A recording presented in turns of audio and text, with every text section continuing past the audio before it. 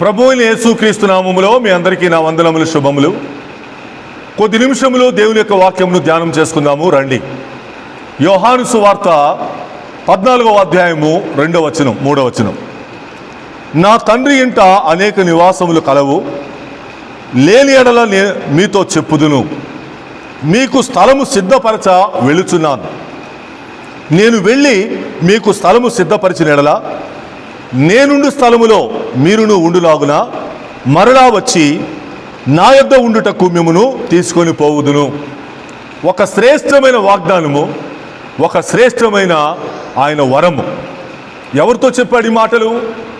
ఆ రోజు తన యాత్రను ముగించబోయే సమయంలో యేసుక్రీస్తు వారు తన ప్రియమైన శిష్యులతో చెప్పిన మాట.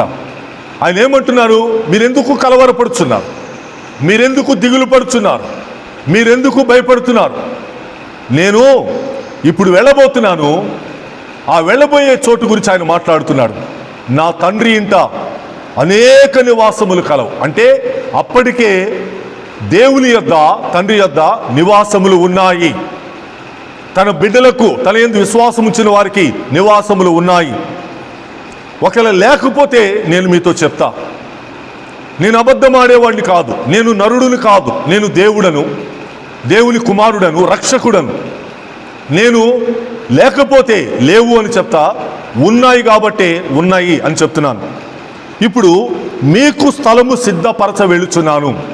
నివాసములు ఆల్రెడీ ఉన్నాయి, కట్టడములు ఆల్రెడీ ఉన్నాయి. ఇప్పుడు మీకు స్థలము సిద్ధపరచ వెళుచున్నాను. శిష్యులైన తన యందు విశ్వాసం ఉంచిన వారికి, పేతురికి, యోహానులకి, తన చుట్టూ ఉన్న ఆ రోజు 12 మందితో ఆయన చెప్తున్న మాట, ఎవరికి ఎక్కడ, ఎవరికి ఏ స్థలము అని సిద్ధపరచ వెళుచున్నాను అని ఆయన దేవుడు చెప్పాడు, యేసుక్రీస్తు వారు చెప్పారు. ఇప్పుడు ఆయన అంటాడు, నేను ఉండు స్థలములో మీరు ఉండేలాగున నేను ఉండబోతున్నాను. అక్కడ నా తండ్రితో శాశ్వతముగా ఉండబోతున్నాను. ఇప్పుడు నేనుండే స్థలములో మీరు ఉండేలాగున మరలా వచ్చి, నేను మరలా వస్తా, ప్రాణం పెడుతున్నాను, తిరిగి లేస్తాను, తిరిగి మరలా వస్తా, మరలా వచ్చి నా యొద్ద ఉండుటకు మిమ్మల్ని తీసుకొని పోతా. స్థలము సిద్ధపరచడానికి వెళుతున్నా. ఆల్రెడీ నా తండ్రి ఇంత నివాసములు ఉన్నాయి. మీకు స్థలము సిద్ధపరచ వెళుచున్నాను. ఇప్పుడు నాతో మీరే ఉండేలాగున, శాశ్వతముగా నా తండ్రితో నేనుండేటట్లుగా మీరు కూడా ఉండేలాగున నేను మరలా వచ్చి మిమ్మల్ని తీసుకొని పోతాను అని చెప్పిన మాట చాలా గంభీరమైనది. ప్రియమైన దేవుని యొక్క ప్రజలారా, దేవుని యందు విశ్వాసం ఉంచినటువంటి క్రైస్తవులారా, ఈ నిరీక్షణ, ఈ అభయము మీకుందా? నిజముగా ఆ యొక్క అభయము కలిగి, వాగ్దానము కలిగి ఆయన రాక కోసం అలా ఎదురు చూస్తున్నావా? అక్కడ మన కోసము ఆయన నివాస స్థలములు సిద్ధపరచ వెళ్ళాడు. ఎవరికి ఎక్కడో, ఎవరికి ఏ చోటో, ఎవరికి ఏ ప్రాంతమో అక్కడ సిద్ధపరచడానికి ఆయన వెళ్ళాడు. కాబట్టి మనము ఆయన రాక కోసం ఎదురు చూస్తున్నాం. ఆయన అంటున్నాడు, సామెతల గ్రంథము 8వ అధ్యాయం 30వ వచనం చదువుతున్నాం చూడండి. సామెతలు 8:30. ఆయన ఏమంటున్నాడు అక్కడ? నేను ఆయన యొద్ద ప్రధాన శిల్పినై అనుదినము సంతోషించుచు నిత్యము ఆయన సన్నిధిని ఆనందించుచుంటిని. నేను కుమారుడైన క్రీస్తు ప్రధాన శిల్పి అయి ఎవరి యొద్ద? తన తండ్రి యొద్ద, దేవుని యొద్ద అనుదినము సంతోషిస్తున్నాడు, అనుదినము ఆనందిస్తున్నాడు. ఇప్పుడు ఏం చేస్తున్నాడంట? నిత్యము ఆయన సన్నిధిని ఆనందిస్తున్నా. మంచిది. 31వ వచనంలో ఆయన ఏమన్నాడు తెలుసా? ఆయన నరులకు కలుగు చేసిన పరలోకమును బట్టి. పరలోకము ఎవరికి కలుగు చేశాడు అంటే తన ప్రజల కొరకు, నరులకు కలుగు చేశాడు. ఎవరైతే తన యందు విశ్వాసం ఉంచారో, ఎవరైతే తన కుమారునితో విశ్వాసం ఉంచి రక్షింపబడ్డాడో వారికి పరలోకమును బట్టి సంతోషించుచు నరులను చూసి ఆనందించుచుంటిని. కుమారుడు ఆనందించాడు ఆ రోజు. ఈ లోకము పుట్టక మునిపే, ఈ లోకములో నీవు కలుగు చేయక మునిపే ఆయన తండ్రి కలుగు చేసిన ఆ పరలోకమును బట్టి అప్పటికే ఉంది. నీవు నేను నిర్మించబడక మునిపే ఉంది. దాన్ని బట్టి సంతోషిస్తున్నాడు, చూస్తున్నాడు. నేను ప్రధాన శిల్పిని చెప్పాడు. ఇంకేమంటున్నాడు? నరులను చూసి ఆనందించా. ఏ నరులను నేను ఇక్కడికి తీసుకుని రావాలి? ఏ నరులను ఈ పట్టణంలో నేను ఉంచాలి?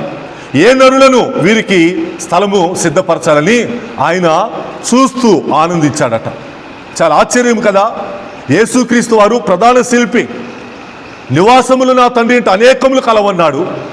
ఆ నివాసములకు ప్రధాన శిల్పి యేసుక్రీస్తు వారి. ఆనందిస్తూ సంతోషిస్తూ ఆ రోజు ఆ కట్టడాన్ని తండ్రితో పాటు కలిసి చేశాడు. ఇప్పుడు ఆయన కలుగు చేశాడు ఆ పరలోక పట్టణం. ఎవరికి? తన యందు విశ్వాసం ఉంచిన వారికి, తన చేత రక్షింపబడిన వారికి, తన రక్తంలో శుద్ధి చేయబడిన వారికి ఇప్పుడు ఆ పరలోకం ఉంది. దాన్ని బట్టి సంతోషిస్తూ నరులను చూచి ఆనందించుచుంటిని. ఈరోజు నిన్ను చూసి ఇదిగో ఈ బిడ్డ కోసం నేను ఈ పరలోకమును సిద్ధపరిచా, ఈ బిడ్డ కోసం నేను ఈ స్థలమును సిద్ధపరిచా అని ఆయన చెప్పగలడా? ఆ రోజు తన శిష్యులకు చెప్పాడు. ప్రియమైన దేవుని ప్రజలారా, యేసుక్రీస్తు వారు మరలా రాబోతున్నాడు. ఎందుకు వెళ్ళాడో తెలుసా? మరణమును గెలిచి జయించి ఎందుకు వెళ్ళాడో తెలుసా? నీ కోసము నా కోసము స్థలమును సిద్ధపరచడానికి వెళ్ళాడు. అప్పటికే ఉన్నాయి, అప్పటికే నిర్మించబడి ఉన్నాయి. కానీ ఇప్పుడు ఆయన స్థలములు సిద్ధపరచ వెళ్ళాడు. మీరు భయపడవద్దు, నేను వస్తాను ఒకరోజు, నాతో మీరు కూడా ఉండేలాగున ఒకరోజు వచ్చి మిమ్మల్ని తీసుకొని పోతానంటున్నాడు. ఈరోజు నీ జీవితంలో ఎన్ని శ్రమలు, కష్టాలు, బాధలు, హింసలు, ఇబ్బందులు ఉన్నా కానీ ఒకరోజు ఆయన రాబోతున్నాడు నిన్ను అక్కడికి తీసుకుని వెళ్ళటానికి. అందుకే అంటాడు పౌలు గారు ఒక చోట, మన ఎడల ప్రత్యక్షము కాబోయే ఆ మహిమ ఎదుట, మన ఎడల ప్రత్యక్షము కాబోయే ఆ పట్టణం ఎదుట, మన ఎడల ప్రత్యక్షము కాబోయే ఆ నివాసములు ఎదుట ఈ కాలము, ఇప్పటి కాలపు శ్రమలు ఎనతగినవి కావు, ఈ బాధలు ఎనతగినవి కావు, ఈ యొక్క ఇబ్బందులు ఎనతగినవి కావు అని పౌలు గారు సెలవిచ్చాడు. ఈరోజు ఆ పట్టణము నువ్వు చూడగలుగుతున్నావా? నీ విశ్వాసపు నేత్రములు చూడగలుగుతున్నాయా? ఆ పట్టణం నీదే, ఆ నివాసములు నీవే. నీ కోసమే ఆయన సిద్ధపరచ వెళ్ళాడు. ఒకరోజు తిరిగి అక్కడ నిన్ను తనతో పాటు, తండ్రితో పాటు శాశ్వతముగా ఉండేటట్టుగా రాబోతున్నాడు, తీసుకుని వెళ్ళబోతున్నాడు. ఎదురు చూద్దామా? ప్రియమైన దేవుని ప్రజలారా, హెబ్రీ 11:10 చదువుతున్నాం చూడండి. హెబ్రీ 11:10. ఏలైనగా దేవుడు దేనికి శిల్పి నిర్మాణకుడై ఉన్నాడో, దేవుడే శిల్పి, దేవుడే నిర్మాణకుడు. పునాదులు గల ఆ పట్టణం కోసం అబ్రహాం ఎదురు చూస్తుండెను. మన విశ్వాసులకు తండ్రి, మన యందు నిజముగా దేవుడు ఏర్పాటు చేసినటువంటి మన తండ్రి అబ్రహాం కూడా ఆ పట్టణం కోసమే ఎదురు చూశారు. ఆయన ఈ లోకంలో తాత్కాలికంగా ఉన్నాడు. ఈ యొక్క గుడారములు తాత్కాలికమైన అనుకున్నాడు. మేము పరదేశులం అన్నాడు, యాత్రికులం అన్నాడు. ఆయన చూపంతా, ఆయన మనసంతా, ఆయన దృష్టి అంతా దేవుడు దేనికి శిల్పియు నిర్మాణకుడై ఉన్నాడో పునాదులు గల ఆ పట్టణము కోసం ఎదురు చూశాడు. నీ తండ్రి ఎదురు చూశాడు అబ్రహాం, నా తండ్రి ఎదురు చూశాడు అబ్రహాం. మన అందరి తండ్రి అబ్రహాము అలా ఎదురు చూస్తే మనం ఎందుకు ఎదురు చూడకూడదు? స్థలము సిద్ధపరచే వెళ్ళానన్నాడే, ఆల్రెడీ నా తండ్రి ఇంటి అనేక నివాసములు ఉన్నాయన్నాడే. ఎందుకు మనము నమ్మకూడదు?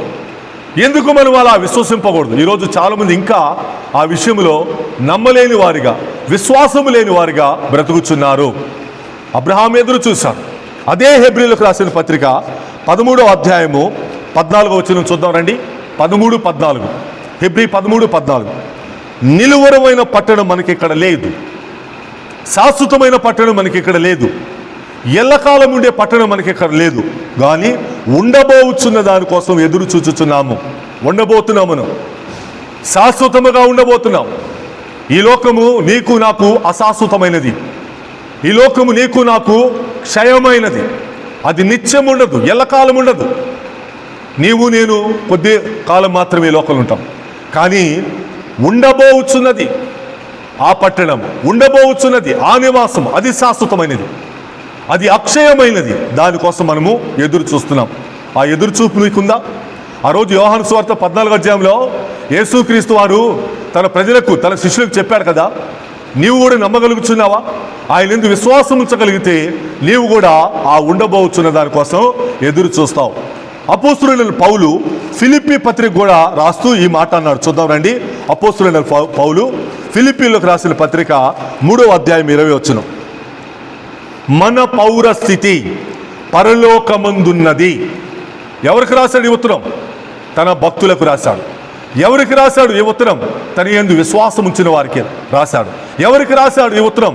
తన చేత రక్షించబడిన వారికి ఉత్తరం రాస్తున్నాడు. ఓ విశ్వాసులారా, ఓ ఫిలిప్పీ సంఘస్థులారా, మన పౌరస్థితి, మన శాశ్వతమైన స్థితి పరలోకమందున్నది. ఉందా మీకు ఆశ? ఉందా మీకు ఆ వాగ్దానము? ఉందా మీకు ఆ యొక్క కోరిక? ఆయన కొరకు ఎదురు చూద్దాం. ఆయన వెళ్ళింది నీకు నాకు స్థలము సిద్ధపరచటానికి. ఆ చోటు రిజిస్ట్రేషన్ చేసుకున్నామా? ఆ చోటును మనము స్వతంత్రించుకున్నామా? ఈ లోకంలో మానవుడు ఏం చేస్తాడంటే భూమి మీద స్థలము చాలట్లేదు అని చంద్రమండలములో స్థలములు రిజిస్ట్రేషన్ చేయించుకోవాలని తపన పడుతున్నాడు, తహతహలాడుతున్నాడు. చంద్రమండలంలో నాకు భూమి ఉంది, నేను అక్కడ రిజిస్ట్రేషన్ చేయించుకున్నానని చెప్పుకోవడానికి ఆయన గర్వపడుతున్నాడు. మరి క్రైస్తవుని యొక్క అతిశయము గర్వం ఏంటో తెలుసా? నా పౌరస్థితి, నా నివాసము, నా పట్టణము పరలోకములో ఉంది చెప్పగలగాలి. నా దేవుడు నా కోసం అక్కడ స్థలము సిద్ధపరిచాడు, నా కొరకు ఆయన స్థలము రిజిస్ట్రేషన్ చేశాడు. అది మన విశ్వాసం, అది మన నమ్మిక, అది మన భక్తి. అది ఒక్కటి ఉంటే చాలు. ఈ లోకంలో నువ్వు జీవించినంత వరకు ఎన్ని ఇబ్బందులైనా, ఎన్ని శ్రమలైనా, ఎన్ని శోధనలైనా జయిస్తూ అడుగులు ముందుకు వేయగలవు. ప్రియమైన దేవుని ప్రజలారా, ప్రకటన గ్రంథము 21వ అధ్యాయము చివరిగా నేను ఆ మాటలు చదివి ముగిస్తాను. 26, 27 వచనాలు. ప్రకటన 21వ అధ్యాయము 26, 27. జనములు తమ మహిమను ఘనతను దానిలోనికి తీసుకుని వచ్చెదరు. ఎవరు జనములు? ఆయన చేత రక్షించబడిన వారు. ఎవరు జనములు? ఆయన పరిశుద్ధమైన రక్తంలో కడగబడిన వారు. తమ మహిమను, తమ ఘనతను ఆ పట్టణంలోనికి తీసుకుని వస్తారట.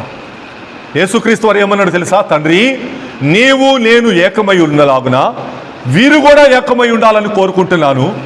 వీరికి నా మహిమను ఇచ్చేసా, నా ఘనతని ఇచ్చేసా అని తండ్రితో చెప్పాడు. యోహాను సువార్త 17వ అధ్యాయంలో. ఈరోజు మనం ఎవరము? ఆయన చేత ఘనత పొందిన వారము. ఈరోజు మనం ఎవరము? ఆయన చేత మహిమను పొందిన వారం. ఇప్పుడు మనం ఏం చేయబోతున్నాం? ఒకరోజు జనములు తమ మహిమను, తమ ఘనతను దానిలోనికి తీసుకొని వస్తారు. తీసుకుని వెళ్తున్నాం. ఒకరోజు మనం దేవుడు మనకిచ్చిన మహిమ, దేవుడు మనకిచ్చిన ఘనతను తీసుకుని వెళ్ళబోతున్నాం.